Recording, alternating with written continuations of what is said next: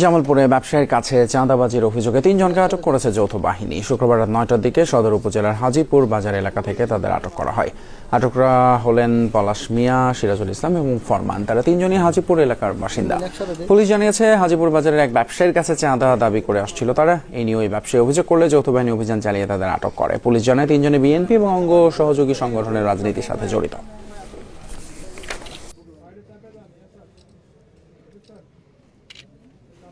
last আমাদের sir আসছে captain sir okay okay sir আসার পরে পরে আইয়াটা আছে ওদিকের মধ্যে আছে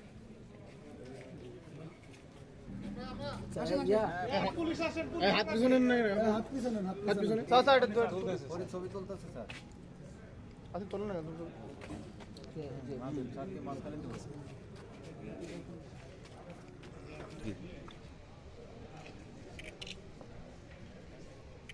আমরা কি প্রশ্ন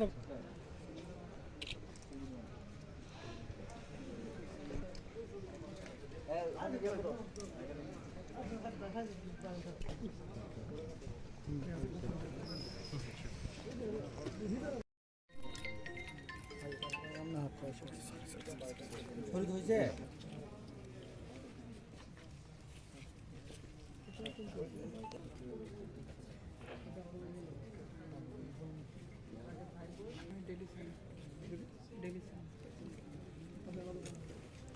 সামনে যান না